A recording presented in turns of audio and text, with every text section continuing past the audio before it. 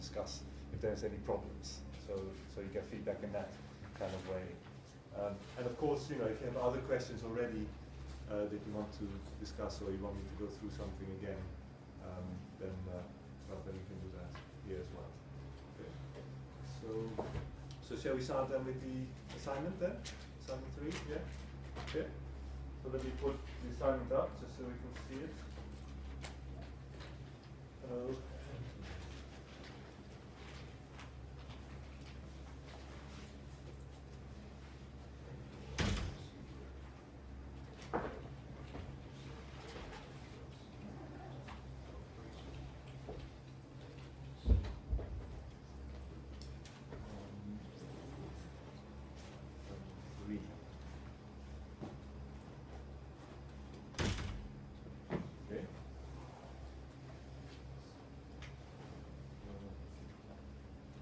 So just for people who just came in, so I'll be doing mechanism design revision this hour, and then Maria will come later today to discuss the other things. So what I'll do, start off with is the assignment 3, and then, but if you have any questions in the meantime about any of the technologies, anything that's discussed, just ask. So this is just a general revision lecture.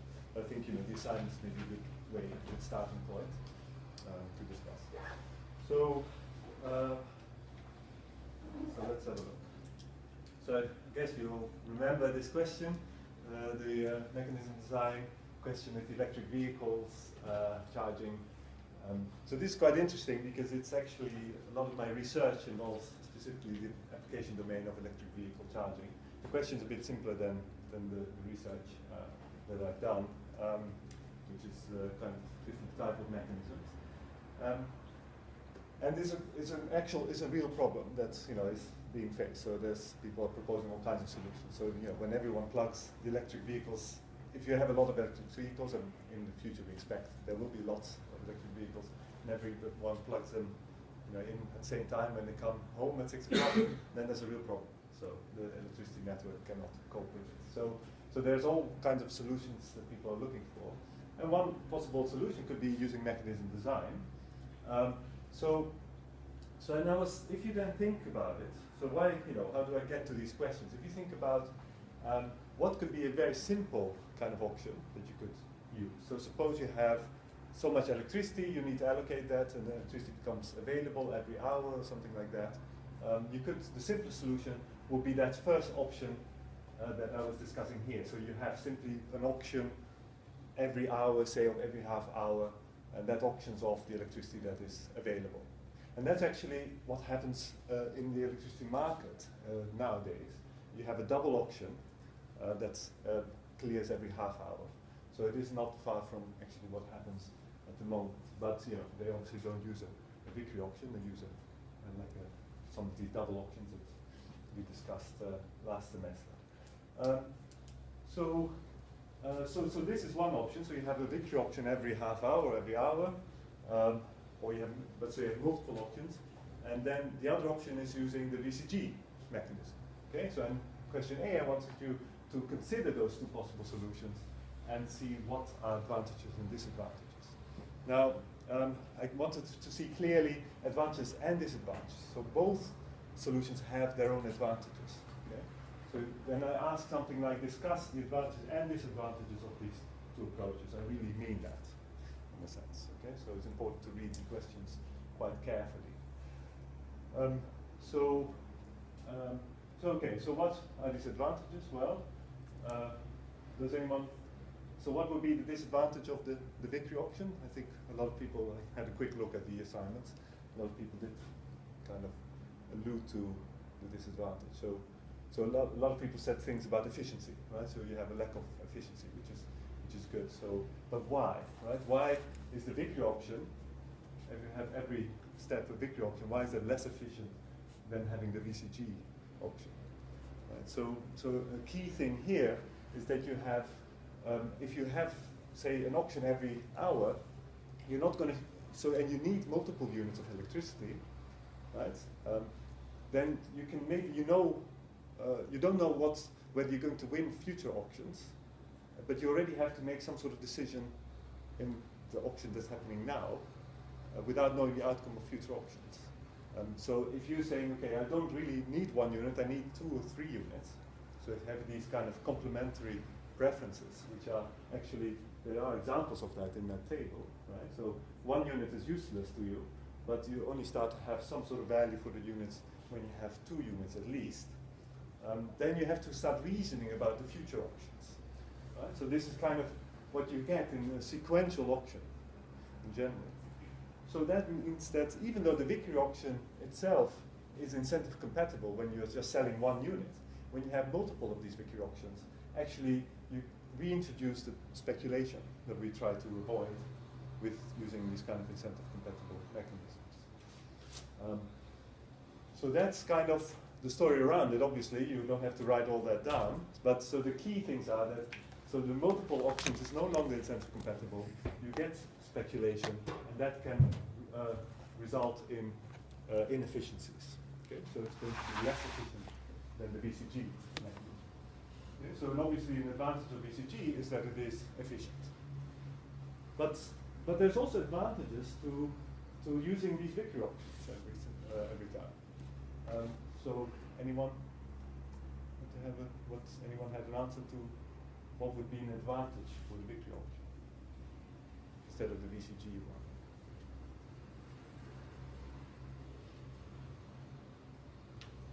You have what did you have in your assignment? Did you remember?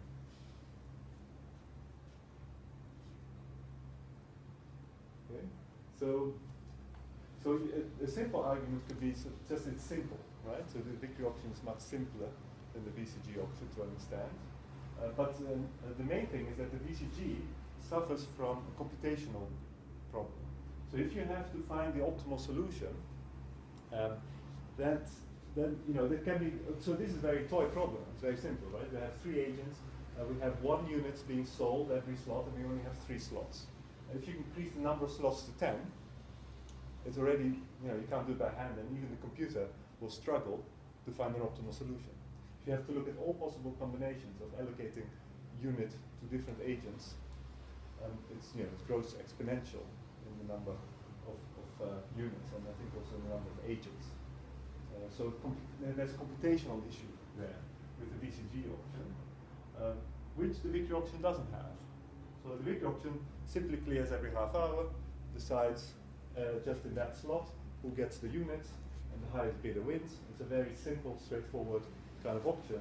Whereas the VCG option has this optimization problem that has to be solved, which is computationally hard. So there's this computational argument which I did talk about also in the lectures. So that's the kind of the problem with the VCG, and that's then conversely the advantage of using the Vickrey option. That's it's much simpler computationally.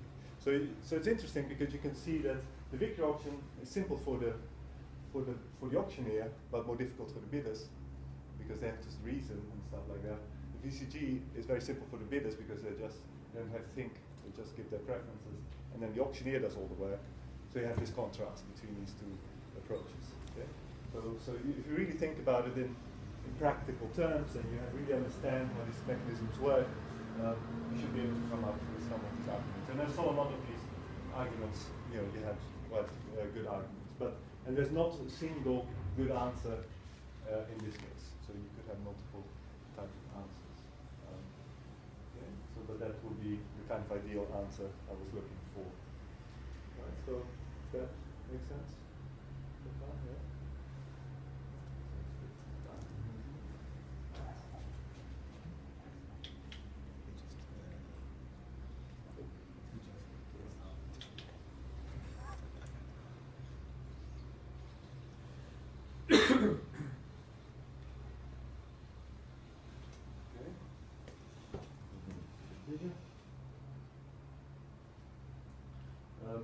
Now, so this is kind of more like you have to argue away, and these kind of questions are more about, they have a kind of correct or incorrect solution. So B, compute the optimal allocation, the social welfare of the optimal allocation. I think most people got that solution correct. The tricky thing was, and actually I didn't realize it when I wrote the question, is that there are multiple correct answers here. Okay, so something, yeah, that was not immediately aware of. So I created a computer program to generate a random problem, okay, and that random problem happened to have multiple solutions. So, okay, so what are these multiple solutions? So if you had one solution, then it would be fine. So you didn't have to give me all the solutions.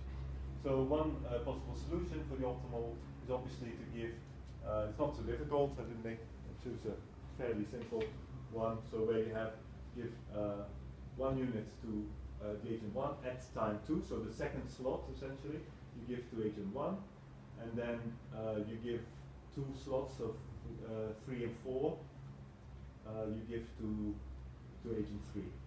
Okay, so you have then social welfare of 50 plus 65 is 150. Okay. So what are some other solutions? Well, actually, instead of giving 2 units to agent 3, you could actually end up giving 2 units to agent 2. So in slot 1 and say 3, for example.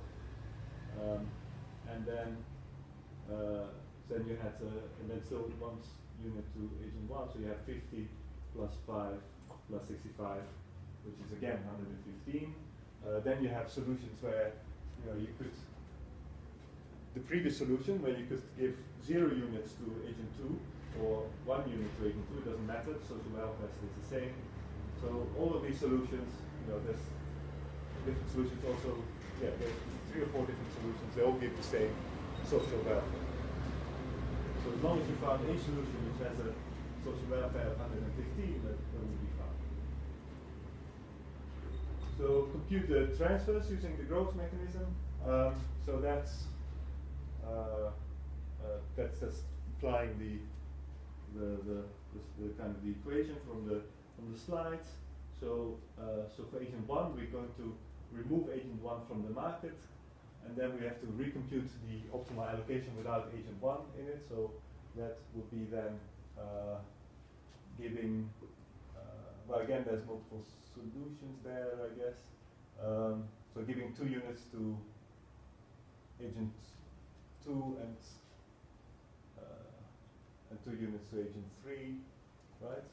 No, you want to give all 3 to agent 3. Oh yeah, 3 to agent 3, yeah, okay, right. And then, so that's 80, yeah, exactly. Yeah, you're right. So, and then it doesn't matter whether we give a unit to agent 2 or not, again. Right, so we have a welfare of 80. So let's on the board.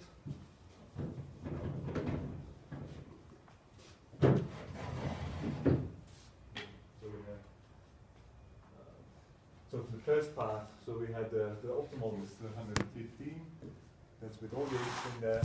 So then to calculate the transfer for agent 1, that's one way to do it is so to compute the first part of the transfer, we can say, okay, what's the you can say the total social welfare minus the social welfare of agent 1, which is 50, minus the social welfare in the system when you remove agent 1 and recompute the allocation, and we just found out that it's 80. Okay. So it ends up as, is that correct? Yeah, so that's 15, so 35, just minus 15, right? Yes. So transfer for agent 2, so we have here 115 minus 115 because agent 2 is not allocated anything, or even if it is allocated, the social welfare doesn't actually change in this kind of particular allocation. So actually, it depends on which kind of allocation you were looking for in the beginning, but here I'm looking for the, using the allocation where we give 1 unit to agent 1 and then 2 units to agent 3. And then for agent 3, we have again 115 minus, and then this time it was 65. And then minus in the optimal allocation. In that case, it's going to be 60, right? So we give 3 units to agent 2, And we can only give one unit to agent 1 because of the time constraints. Okay, so that's minus 60. Okay, and I think that was minus 10. Okay. So these are the correct answers. Well, there's one potential answer. So I think a different answer if you start off with a different optimal allocation. Okay. Okay, so that's it for question 1. So it's fairly simple. I'm not asking anything else. I'm not asking for the utilities. I could have asked that as well. Some of you calculated everything utilities as well. So we did a bit more than was needed. But yeah, if you would already get 4 points by just answering the question. So okay, good. Any questions so far? Okay, so that should be the easy bit. And you've had now a couple of practices with VCG, so you should hopefully be comfortable with that mechanism. Okay. Now this question part of it is quite straightforward, but other parts of it are not.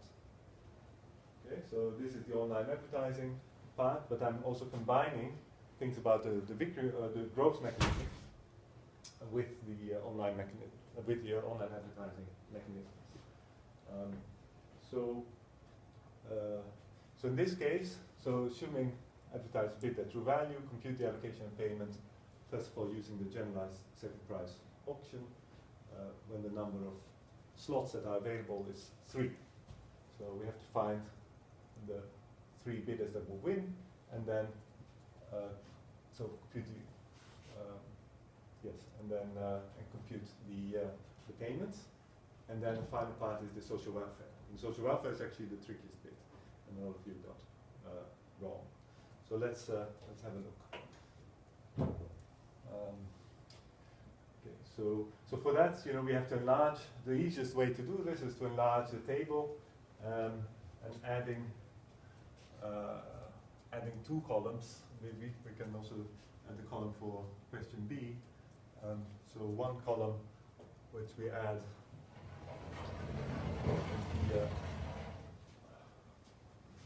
is the value times the quality, right? So this is what the GSP auction uses to sort the ads. So the ads with the highest product of the 2 will get the top position. And then for question B, we need this divided by 1 over CI. So then this uses the continuation probability. So for question A, the continuation probability is not used, except in the social welfare, as we'll see. And a lot of people did not do that. It's okay. But that's a tricky bit. That's a tricky. So let's see. So I've worked this out. Just have to use a calculator for this bit for most of it. So don't forget to bring your calculator as well at the exam.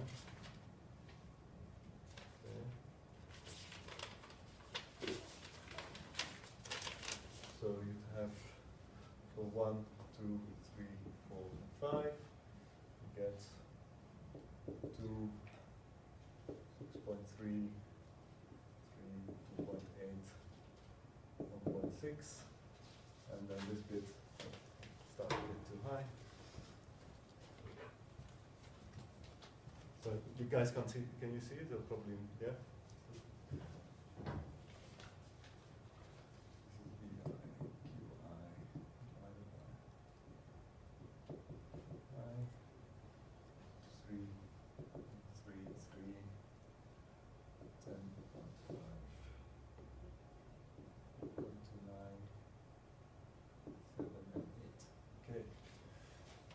Right, so it's clear. So let's do the GSP auction. So we have 3 slots. So we have to find the top 3. So these are the top 3. Okay, so these have the highest product. And then when we compute the payments, that's just we have to apply the equation, which is looking at the next highest bidder, taking their product of value times quality, and then dividing it by our quality. Okay, so if we look at agent 2, then to calculate the payment, we have to look at the next highest bidder, which is agent 3, and so we have 3. So for agent 2, so payment for agent 2 is 3 divided by what was the quality again? So for agent 2 was 0.7, right? So that's about around 4.29. You can just round it. So payment for agent 3 is similarly. We had, then we have to look at the next winner, which is 2.8. It's convenient this time, right? So doesn't have to be in that order, obviously. By accident, it was in this order. Divided by the quality of agent 3, which is 0.5. So we get 5.6. Now P4 is slightly more difficult because for P4 we have to find the next highest bidder, which is then going to be agent 1. So we have 2 divided by quality of agent 4, which is 0.7. Which is about around 2.86. Okay. Not, shouldn't be too difficult, this bit. So the social welfare is the trickier bit. And the next question will be, because I'm asking for the social welfare of the optimal allocation, should have given you kind of a hint that you do need to use the continuation probability when computing the social welfare. Okay. Why? Right? So what is social welfare? That's the question. So social welfare is the sum of utilities of everyone in the system, right? Excluding these transfers. Okay. So what is the utility of the various agents in the system? Well, for agent 2, the utility is 6.3, because it's if the ad is clicked. Okay, so QI is kind of the click probability. So if the ad is clicked, then it will have a value of 9. The probability of being clicked is 0.7. So the utility of agent 2 is 9 times 0.7, which is exactly this here, so 6.3. Okay, so to compute the social welfare, 6.3. So far, so good. But what about this agent here? Agent 3 sits below agent 2, and he will only get his social welfare, essentially, if the user actually continues to this ad here. Otherwise, if he's not clicked, he's not going to get any utility from this ad. Okay.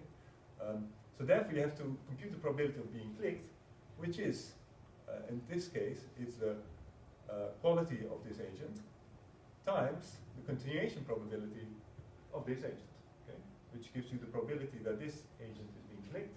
If conditional being clicked, his value is going to be 6, so we have to multiply again his value times the probability of being clicked. In this case, its probability of being clicked is, so it's 6 times probability of being clicked, which is the quality of agent 3 times the continuation probability of agent 2, which is 0.4. Okay? So that's the expected utility of agent 2. Now, finally, the expected utility of agent 3. Okay? So in this case, we have to consider both the continuation probability of this guy and the continuation probability of this guy. Okay? So then the social welfare is 4 times times its quality, right, which is 0.7, times this click probability again, 0.4, times the continuation probability, and then the continuation probability of the other agents, all the agents above him, is 0.3. Okay, and then you get something like 7.84.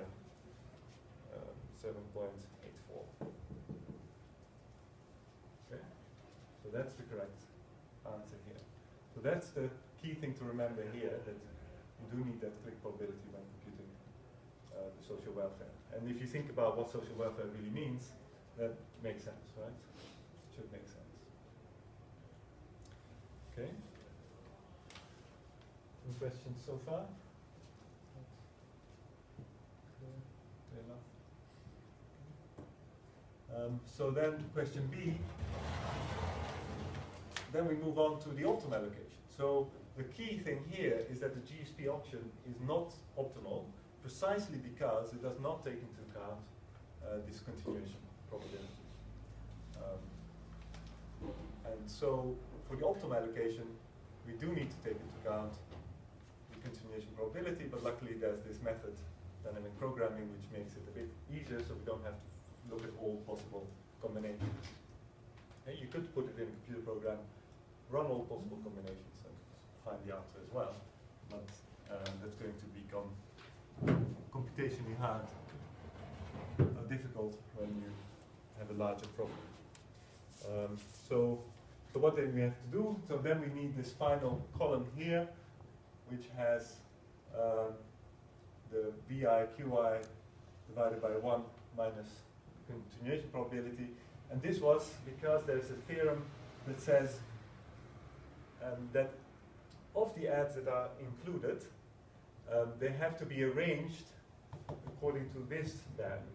Okay, so we don't know which ads will be included, so it does not have to be necessarily the top 3. But if they are going to be included, the order in which they are included is going in the optimal allocation is going to be according to this value. There's a theorem that says that that holds for all optimal allocations. Okay, so we can use this most helpfully, and this means that we can also use dynamic programming. So what we do need to do is then sort the ads according to these values, and then work backwards from the bottom up to find the optimal. Okay, so let's have a look. So maybe I'll turn off the screen. A second. So then we have to order them so we can see that, you know, so we have to make this table where we have here maybe the position. So it could be 1, 2, and 3. And here we have the agent or ad. And then we order these agents in terms of that formula here. So we can see that agent 2 is on top. Then 5, then 4, then 3, and then 1. Okay.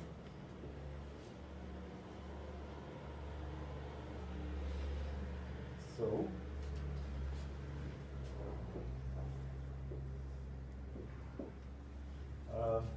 okay. So, but this doesn't mean obviously that we chose these top 3 agents. We still have to figure out which of these agents are going to be allocated, but we do know the order already. Okay, so then we have to figure out, okay, what's going to be the expected utility so the total expected utility, if agent 1 was allocated in slot 3, and we already know that, we can read that from this table, so that's just 2. And then the same for position, we don't need this actually, but we can do it, make it complete. So also if agent 1 was allocated in position 2, which means no one else can be allocated anymore in position 3, so then his the utility of the system is 2, and again here, utility is 2. So what about here? So here we can either allocate agent 3 in the position 3 or agent 1. If we allocate agent 3, then we get the utility of 3, which is higher than 2, so we say let's allocate agent 3 and we get the utility of 3. And then here we have the option of allocating agent 3 in position 2, which means then that in position 3 this agent will be allocated. So what's the kind of social welfare actually? So what's the total utility if we allocate agent 3 here? Well, that is 3 plus the continuation probability of 3, which was so which was 0.3 times the utility here, so that gives us 3.6 here, and then here it's also 3.6, and then at this point we have to choose 4 or 3, but 4 actually gives us expected utility of 2.8, which is actually lower than allocating agent 3. So it's better to allocate agent 3 here. So we are going to skip agent 4, will not be allocated here, agent 3 instead, etc., etc., and then we fill out the rest of the table. So here we just I'll do one more. So here we have, what if we allocate agents? So we have two options here. We can allocate agent 3, in which case our utility is going to be 3.6. Or if we allocate agent 4 in this slot, which means in this slot we have agent 3, then, so what will that be? So that will be 2.8, right? 2.8 plus the continuation probability of agent 4, which was 0.6 times the utility that we get there, and that's going to be 4.6. So 4.6 is higher than 3.6, so we are going to allocate agent 4 in this kind of scenario, and so we have 4.6, etc. So we have, in this case, we get 4.96. Here we get 3 as well. 4.6, 5.28, 6.3, 7.5, and 8.14. Okay, we apply that. Okay. So then, this is not the complete solution yet. Then we have to, from this we can read actually which agents we should allocate. So we can see that yes, we have to. We're definitely going to allocate agent 2 here because that gives us a higher utility than not allocating it. In this case, however, we're not going to allocate agent 5 because here we decided that actually agent 4 had a higher utility than having agent 5, so we're going to allocate agent 4, and then here, or we can read it here as well, we have agent 3 that's going to be allocated. Okay, so the solution is then agent 2 in slot 1, agent 4 in slot 2, and agent 3 in slot 3. And the social welfare is 8 point. Yes, the social welfare is quite easy in this case. Actually, you already calculated it as this one. Okay, because that's exactly what we calculated in question A, which was the value of the first agent, right? Which is so agent 2 is 6.3 plus the continuation probability of that agent, which was 0.4 times the value of agent 4, 2.8 plus continuation probability of agent 2 and of agent 4, 6 times 3 utility of agent 3 expected utility, which should be 1.184. This is exactly what you've calculated here. You're reusing that whole computation here, but if you write it all out, that's exactly what you've been doing in the first place. So you've been calculating the social welfare. And that's what we're doing, right? The optimal allocation is the optimal social welfare. That's what we're calculating. So therefore this is the social welfare at every step. It's the social welfare. And keep adding an agent to it, right? And this is the final one here. So just reading that number gives you the optimal social welfare. Now, as we would expect, this social welfare right? I mean, I wasn't asking about it, but this was the social welfare if we applied the GSP option, 7.84. If we instead optimize and find the optimal social welfare, we get a social welfare of 8.14. So this value, just to verify yourself, has always to be at least as high as this value. It could be that the GSP came up with the optimal allocation by accident, so it could be the same, but it can, the GSP cannot come up with a higher social welfare than your optimal social welfare, obviously. Otherwise, your optimal is not optimal. Okay, so that's kind of a way to verify that you had the correct answer. Okay. So then the final part of question 2 is to apply, instead of having the GSP payments, to apply the growth mechanism with Clark-Pitt, or the BCG as it's also called. So in that case, we have to do the whole thing again, right? For multiple times. Officially, you have to do it for all the winning agents, right? So agent 2, agent 4, agent 3. And some of you did do it for all the agents I saw quickly. But in the question, because it's just repetitive, it's all the same every time. And I don't want to make you deliberately suffer, it's not my intention.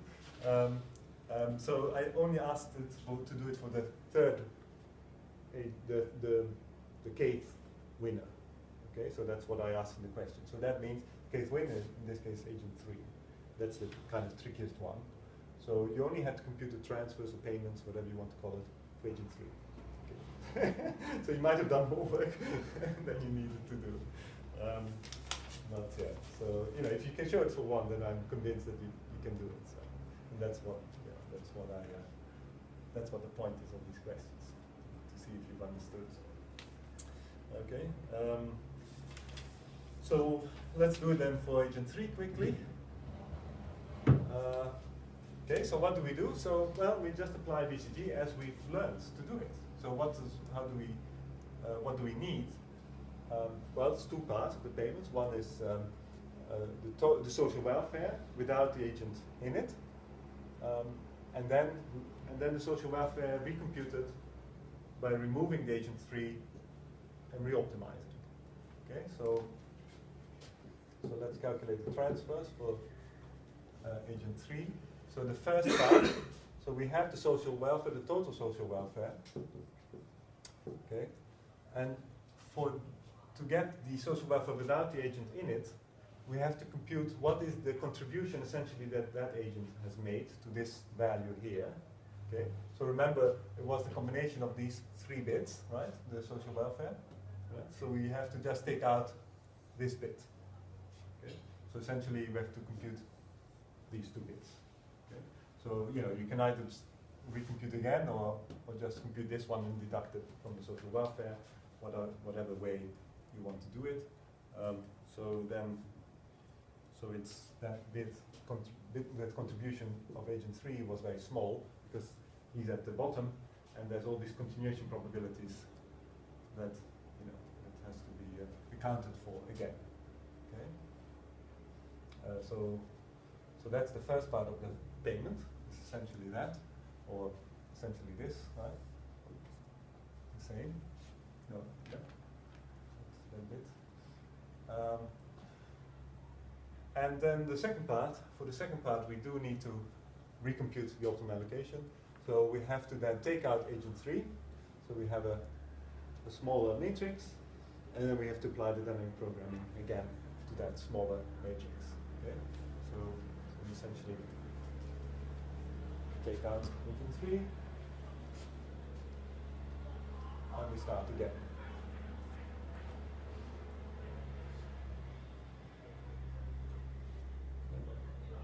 So, and I won't bore you with all the details, but essentially you get to value 7.9 up here. Okay. So just recomputing the dynamic programming approach. So then we deduct the 7.9. Doesn't actually matter in this case what the allocation is. We just care about the social welfare of that allocation. And so then we have a transfer of what, minus 0.48, which is the, so and then, so I wasn't completely aware of it, but in the question I phrased it as a payment instead of a transfer. So the difference between a payment and a transfer is that the payment is to the system, whereas a transfer, so to the mechanism, say, the auctioneer, and the transfer is what it receives from the auctioneer. So the difference between payment and transfer is simply the sign. So if you wanted to have it as payment, this 0.48 is a payment that the agent has to make to the auctioneer, and otherwise what it receives is minus. So it's the same thing. And you know, I'm not going to be picky about whether you have it as positive or a negative value here. But just to be aware that the payment and transfer are just the reverse. Okay. Anything else that is this clear so far? I think. Yeah. Okay. Good. Now, finally, fictitious play, right? Just to remind you of the question. So actually, I'm not going to do the whole fictitious play answer. Just do the bits and pieces that are a bit more like B and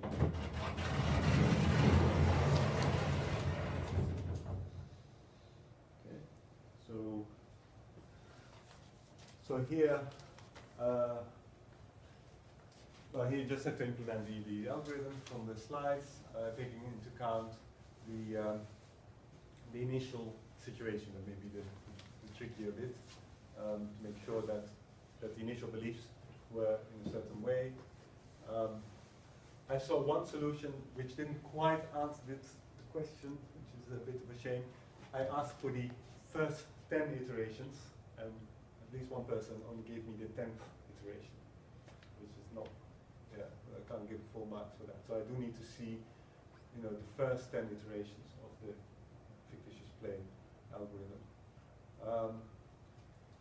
So I guess, you'll implement it. Any questions about the algorithm specifically? Any problems? Or anything was unclear? Okay. So I'll just go then through question B and D.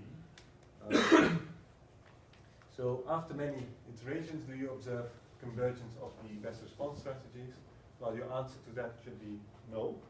Okay. Did you observe convergence of the beliefs? And your answer should be yes in this game. And what does it say, if anything, about the Nash equilibrium? Well, it's indicative that actually the beliefs that are converged are a Nash equilibrium. Can't be 100% sure, because you can't actually run it for infinity, but it's very good indication that actually that solution that you found is going to be Nash equilibrium, and so you can derive the Nash equilibrium from that solution. What it does also tell you, but I'm not going to be too picky about this, is actually the fact that the best response does not converge could mean that the equilibrium that you found is actually a mixed equilibrium. Doesn't mean that there does not exist a pure equilibrium, actually. Right? So there could still exist a pure equilibrium, just that fictitious play didn't find it. Okay. So essentially, we can conclude that we found an equilibrium, and this is what equilibrium is. So you can give the output after so many iterations. Okay. Now, this other game that I gave, which is this game, the second game. Well, this is the famous Shapley game, and it's kind of a variation of the rock, paper, scissors game. And this is a famous game because it shows that fictitious play is a counterexample where fictitious play does not converge, actually. So it's the famous game which Shapley showed. Look, we don't have any guarantees for fictitious play. It depends also on the initial conditions. In some initial conditions it does converge, and in others it doesn't. But it's enough to show one example where it doesn't converge to say fictitious play does not always converge. So this is the famous counterexample. So then if we go back to those questions, you should have observed no convergence of the best response strategy, but you should also have seen that your beliefs should also not converge either, so they cycle around. Okay, so neither of these actually converge if you had the correct initial settings that I described. Now, this last bit is the most interesting part, right? What about the question? So really checking your understanding here. What does it say about the Nash equilibrium of the game? Right? Some people said that means that there's no Nash equilibrium, but that's not the correct answer. And why is that not the correct answer? Because Maria has so told you, I think, that every finite game has at least one Nash equilibrium. This is a finite game. It has 3 players, 3 strategies. Therefore, it has a Nash equilibrium. It has a mixed, at least, could be mixed, could be pure, but there is one fixed point, at least. That's what Nash showed. That's why he got the Nobel Prize, actually. Okay, so that's one of the important contributions from Nash, showing that this fixed point always exists for finite games, so meaning finite number of actions. So for infinite games, that doesn't hold anymore. Okay, but I don't think we actually covered explicitly infinite games. So, so actually, the answer is it says nothing about equilibrium. Okay, so it does not say whether it exists or not. It doesn't say where it is. We just, with fictitious play, doesn't help us here. Okay, so that would be the correct answer in that case. Okay, so that was it. I hope it wasn't too much work, but I hope you had fun with it. I had fun making the assignment. So it was nice to see also what kind of answers you come up with. Right, so that's it for the assignment. So now I guess I'll open it up to see, did you have any questions from any of the slides relating to what the lectures I gave? Have you maybe looked at the exam questions from last year and have some questions about those? What module was this last year? Okay, so there was a module called Game Theory and Applications, and its applications. So there is a previous exam of that one. Okay. So yeah, so it's worth looking at that. So there's one previous exam there. So it's called Computational Game Theory and its application. Well, the name of the module last year? Computational aspects of game theory, something like that. It was 6063, Common 6063. Yes, I think the format is similar, but we covered more material. In this year, yeah, because it was a 10 credit module last year, and now because everything has been changed to 15 credit modules.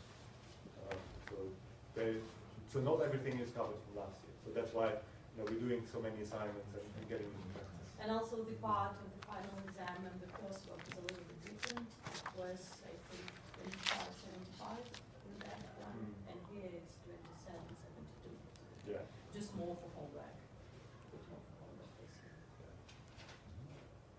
Yeah, so if you haven't done that already, it's worth looking at the solutions. Oh, not the solutions, you don't have the solutions. Looking at the questions in that exam. And find the solution. Yeah, find the solutions. So if you have questions about that exam, you can always email me, obviously email me about those parts that are relevant to the things I taught. So if you were unsure about whether this is the correct answer, just let me know and I can say yes, this is correct, or no, this is what's wrong. Like that. But you'll find that it's quite similar to what we've done so far. So I think if you've done your assignments, if you're covering the lectures a bit, you're confident with this, you should be fine. I mean, shouldn't be a big problem. We shouldn't be seeing anything unexpected. my part, I don't know. Yeah, well,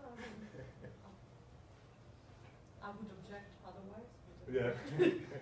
no, looking at your homeworks, you are doing well. There are some problems with particular things, and I'll try to explain those, some typical mistakes that people make. But overall, I think that it's all good. Mhm. It doesn't mean that you don't have to do anything towards the exam. You have to go through all the material, but Yeah. make sure you understand what's going on. So remember the dynamic programming aspect, I asked an assignment, but I'm not expecting you to do that for the exam because that just takes too much time. Yeah. So I'm not around on Thursday, so I'm not sure if Maria will be. We'll see, I guess, if you want another lecture, depends on. I am Okay. around, but we will see if I'm needed. I'll be here. If you say you have nothing to ask me, then I stay in my office. Okay, good. So, you want a little break then until Maria starts? I was just on time. You were just on time. Yeah. Very good. Let's do. Maybe until. Let's 1 start o'clock. at Okay, so I'll 1 if you have o'clock. any other questions on. Yes, I'll be here now. and Any I'll leave questions the to Enrico before he goes? Please. That's Other the homework. that's the homework. So you can go on the other ones. So just you can log me out at the end. Just that little. Don't forget.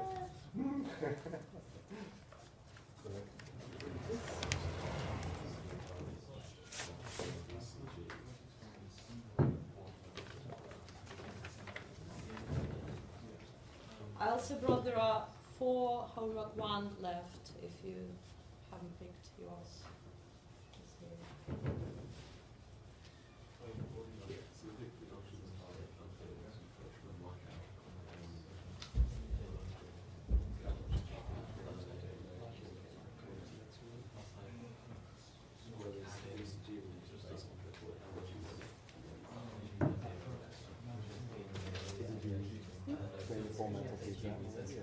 So you've done that? No, I haven't. Ah, you No, haven't? no. Okay. Yeah. It's simply like so like, for example, all if you did a 5 questions? Well, okay, I will not do it right. Yeah, so we haven't done that part. And then 3 out of 5 is the only one. Was it 3 out of 5? with lots of people. But I don't remember the mark division one. Similar to last year, I guess. I think every big question is 14. So it's 42 and 40. Okay. But it's not every question the same. For the first part, it's not. For the first part, It's not every question the they, same. they're not the same. Yeah. Yeah. But those for the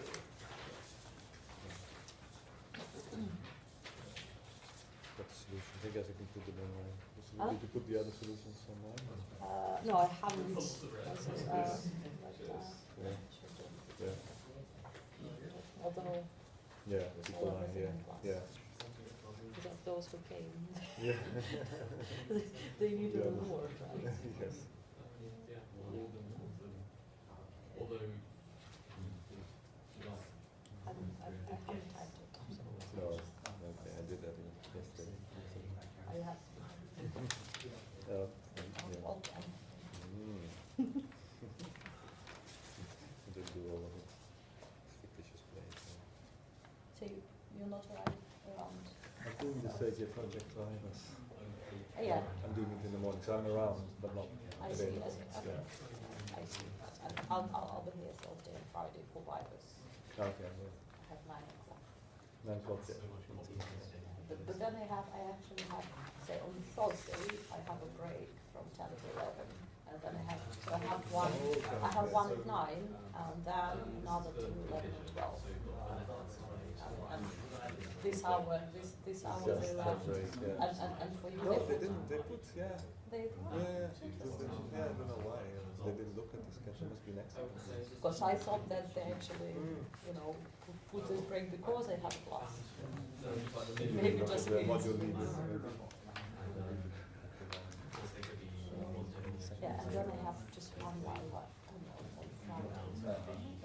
Try to move it to Thursday because I'm coming Friday just because of that.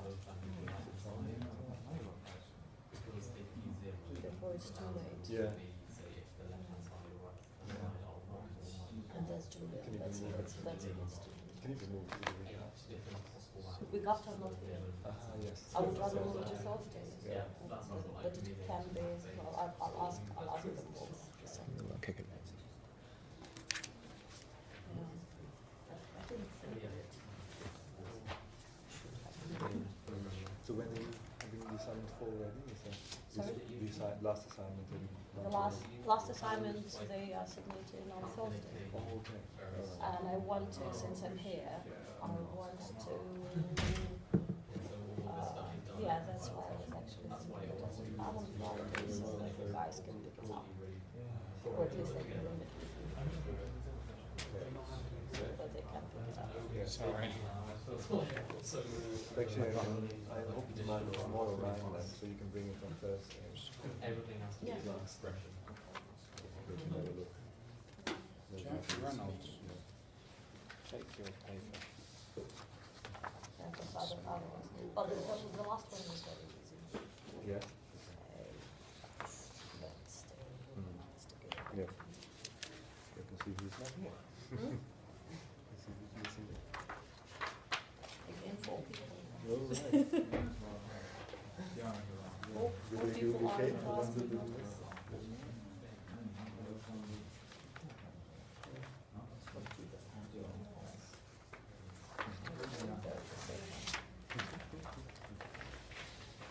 Okay then. So I'll make my exit. Okay, if you see Fatima. Oh yeah. Well, what I'll do? I don't know even what you should tell her, but improvise. Yeah. I'm quite sure it was. Maybe we should call her saying you have an appointment, with your supervisors now. That's ridiculous because Thursday we're busy, and then I'm away, Yeah. and she knew that. She I'm sure probably she hasn't hasn't made done- any she probably progress. hasn't No. done anything. No. Ask her progress via email. Send us an email with your progress. And then she will have to put it into words, not just up. Like the echo you hear sometimes in your head. So it's fun. Last time I was When she really, repeats. it repeats, it's like having an echo, like with Skype, that there's the delay echo. I don't know what we do. Well, somehow for 9 months we thought, in the end, like the value itself went all right. The problem is that it didn't take 9 months, Mm. right? It just took much longer. So she can focus really, Yeah. but most of the time it's just.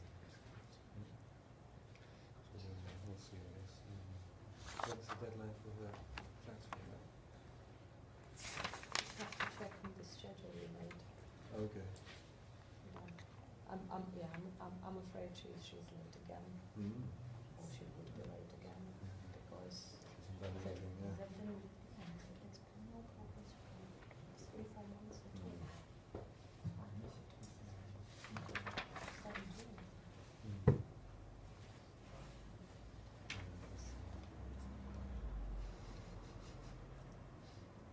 Doesn't help to push. Punishment? Punishment or stick, a carrot or stick. I really don't know.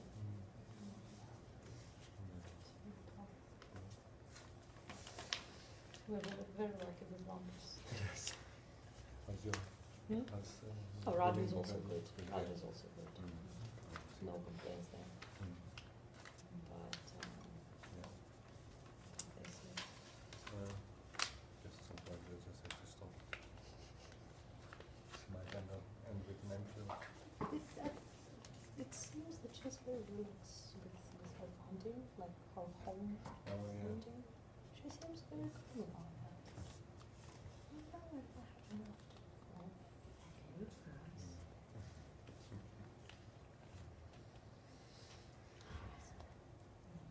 Okay. Okay.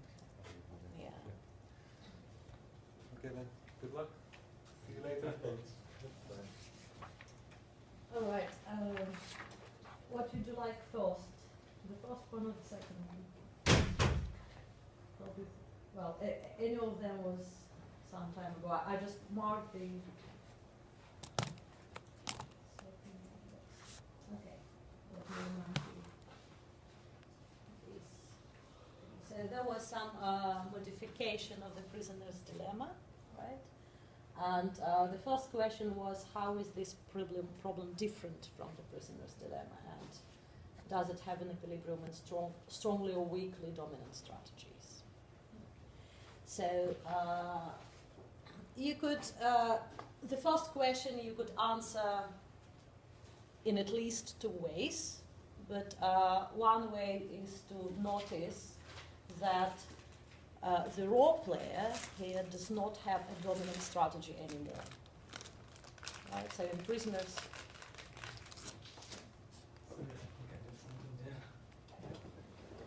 Oh, that's so in prisoner's dilemma, both players have a dominant strategy. In this game, the column player is still, for him, confessing as dominant, but for the role player, it's not.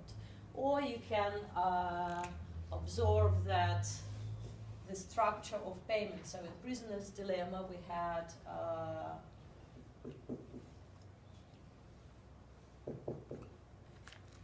what was that? That was the punishment.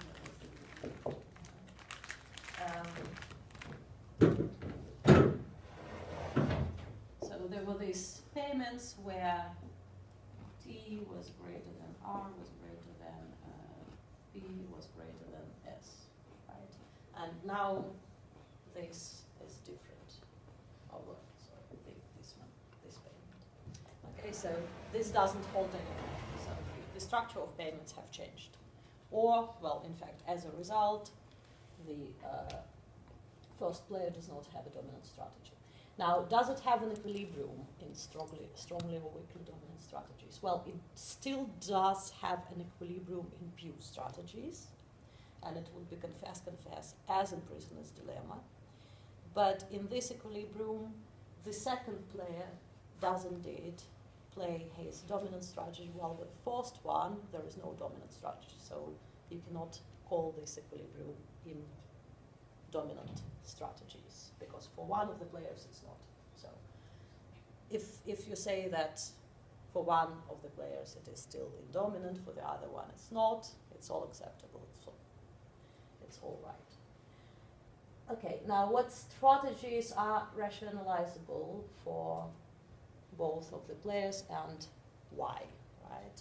What are the rationalizable strategies? Those are strategies that players are expected to play if they are rational, and they know that their opponents are rational, and so on. So in this case, we know that the second player has a dominant strategy, so the other one is dominated.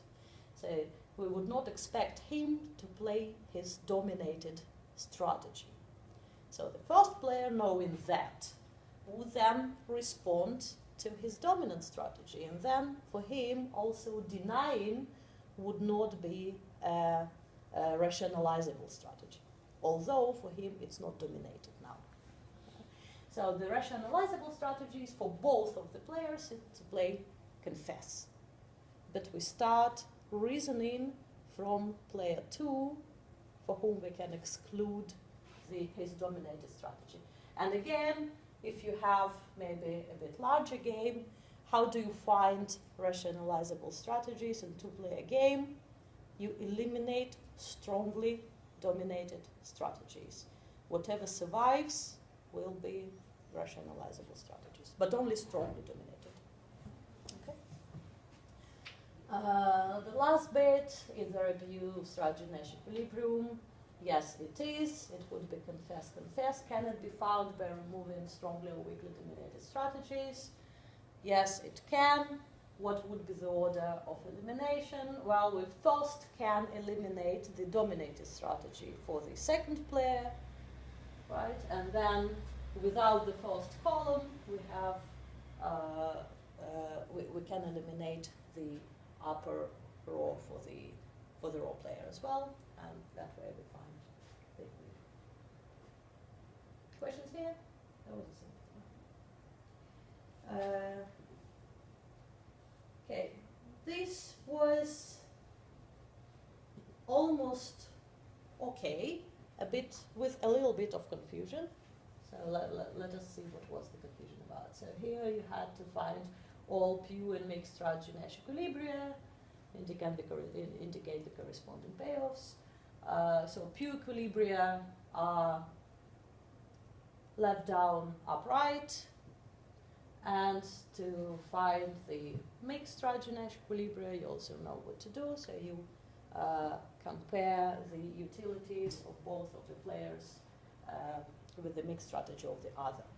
Right? What we have to remember that when we compare the utilities of the second player, then we find the probabilities of the mixed strategy for the first player. Right? Because the mixed utility of the second player, he mixes over what the first one does. Right? So we just ask the question, when is the second player indifferent? Right? Between the two, when would he mix? He would mix when he is indifferent, meaning that playing left gives him the same utility as playing right. And here we put expectation under the distribution for the first player. So when we solve the equation, we find the strategy for the first player, and the other way around. Okay. Now, maximin and minimax strategy, both mixed and pure. There was a bit of confusion there. So first thing that we have to remember when we talk about maximin, so my maximin strategy, I look at my utility. Okay, maximin as what I can guarantee to myself. And so, okay, right, this here, 5, 3, 7, 8, 7, 12, 5. So I look at each of my strategies, and I see what's. I'm talking about pure safety level now, and I look at what's the worst thing can happen to me. So if I play that, then the column player would like to punish me, and he would play left, right? So I would get 5. If I play down, then he will try to punish me and he will play right, so I would get 5. And now I would take the strategy that maximizes my payoff in this worst case. Both are safety level. Okay, so for the raw player, we have 2 pure strategy safety level strategies. For the column player, the other way around. So look in here, where is the worst case? There. Look in here, where's the worst case? Here, so only right would be the safety level strategy for the second player in pure strategies. Now, in mixed strategies, so we would, for 2 of the players, to find their max-min and minimax, we would have to look at 2 games. Actually, well, let's finish with minimax in pure strategies. So what happens, what is minimax strategy? Minimax strategy, I'm looking at the utility of my opponent, and I want to punish them. Okay? So if I'm the raw player, I'm looking how I can punish the column player. Okay? So in this row, if I play upper row, that guy would maximize his utility, so he would play right and get 8. If I play down, he would like to maximize his utility and get 12, so he would play left. So what is my minimax strategy that punishes him the most? Up. And his corresponding utility would be 8. Okay, that is minimax for player 1. We look at the utility of player 2. And same for the column player, so he now wants to punish the first player, so if he plays left, the row player would go down, getting 7, right? If he plays right, then the row player would go up, getting 7 again, so any left or right would be minimax in pure strategies. So once again, the main thing, maximin my utility, minimax the opponent's utility. And then when we go to mixed strategies, we remember that due to the minimax theorem, we have that for zero-sum games, maximin strategies and minimax strategies and Nash equilibria strategies are the same. And that's why, because actually when we look at maximin strategies, we only care about utility of the first player, and when we look at minimax strategies, we only care about the utility of the other player. We can just take the utility of one of the players and put the others as negatives, and then we get a zero-sum game. Okay, so that's the trick that we can make. But now, if I take, so there will be 2 games. One is with the original utility of the first player, another one with the original utility of the second player. Right? So it will be 5 minus 5, 7 minus 7, 7 minus 7, 5 minus 5. That's one game. Another one would be minus 3, 3, minus 8, 8, minus 12, 12, and minus 5, 5. So this was based on the utility of the first one. This was based on the utility of the second one. So what do we find here? Here we will find maximin strategy for the first player and minimax strategy for the second player. And there it will be maximin strategy for the second player and minimax for the first one. I don't want to solve the equations now, but I think I have that done. Now I don't see where it could be. Have I left any? Anything there?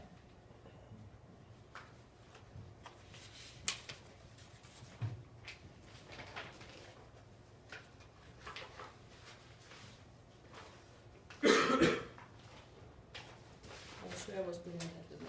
Okay, never mind. So I think these two were half-half. Those were, one was 7/12, another one 3/4. That was the answer, I think. Okay. At the exam, you will be asked to do that, but just to save time, you will be asked to do it just for one of the players, not for both, because the process is the same.